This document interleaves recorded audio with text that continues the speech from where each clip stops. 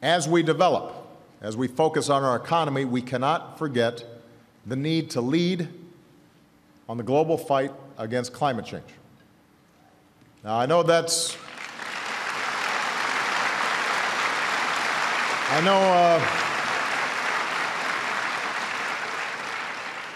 been a healthy debate in this country about it. Here in the Asia Pacific, nobody has more at stake when it comes to thinking about and then acting on climate change. Here, a climate that increases in temperature will mean more extreme and frequent storms, more flooding, rising seas that submerge Pacific islands. Here in Australia, it means longer droughts, more wildfires. The incredible natural glory of the Great Barrier Reef is threatened. Worldwide, this past summer was the hottest on record. No nation is immune, and every nation has a responsibility to do its part. And you'll recall at the beginning I said the United States and Australia has a lot in common. Well, one of the things we have in common is we produce a lot of carbon. Part of it's this legacy of wide open spaces and a frontier mentality, and this incredible abundance of resources. And so historically, we have not been the most energy efficient of nations, which means we've got to step up. In the United States, our carbon pollution is near its lowest levels in almost 2 decades. And I'm very proud of that. Under my climate action plan, we intend to do more. In Beijing, I announced our ambitious new goal, reducing our net greenhouse gas emissions by 26 to 28% below 2005 levels by the year 2025, which will double the pace at which we're reducing carbon pollution in the United States. Now, in a historic step, China made its own commitment for the first time, agreeing to slow, peak, and then reverse the course of China's carbon emissions. And the reason that's so important is because if China, as it develops, adapts the same per capita carbon emissions as advanced economies like the United States or Australia, this planet doesn't stand a chance because they've got a lot more people. So them setting up a target sends a powerful message to the world that all countries, whether you are a developed country, a developing country, or somewhere in between, you've got to be able to overcome old divides, look squarely at the science, and reach a strong global climate agreement next year. And if China and the United States can agree on this, then the world can agree on this. We can get this done, and it is necessary for us to get it done.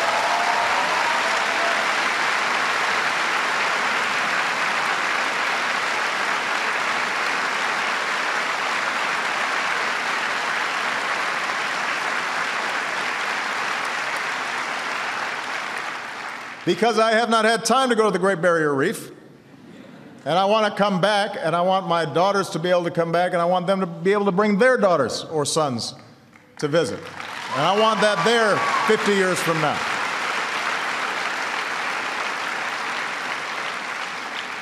Now, today I'm announcing that the United States will take another important step. We are going to contribute $3 billion to the Green Climate Fund so we can help developing nations deal with climate change.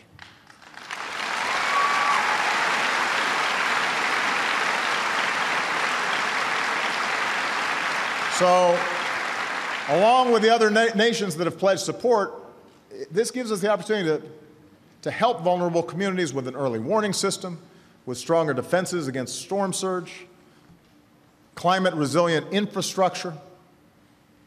It allows us to help farmers plant more durable crops, and it allows us to help developing countries break out of this false choice between development and pollution, let them leapfrog some of the dirty industries that powered our development, go straight to a clean energy economy that allows them to grow, create jobs, and at the same time reduce their carbon pollution. So we're very proud of the work that we have already done. We are mindful of the great work that still has to be done on this issue. But let me say, particularly again to the young people here, combating climate change cannot be the work of governments alone. Citizens, especially the next generation, you have to keep raising your voices because you deserve to live your lives in a world that is cleaner and that is healthier and that is sustainable. But that is not going to happen unless you are heard. It is in the nature of things, it is in the nature of the world that those of us who start getting gray hair are a little set in our ways, that interests are entrenched. Not because people are bad people, it's just that's how we've been doing things, and we make investments, and companies start depending on certain energy sources, and change is uncomfortable and difficult. And that's why it's so important for the next generation to be able to step in and say, no, it doesn't have to be this way. You have the power to imagine a new future in a way that some of the older folks don't always have. And the same is true when it comes to issues of democracy and human rights. There are times where, when we speak out on these issues, we are told that democracy is just a Western value. I fundamentally disagree with that. Japan, Taiwan, South Korea, they have built thriving democracies. Filipinos showed us the strength of people power. Indonesians just voted in a historic election.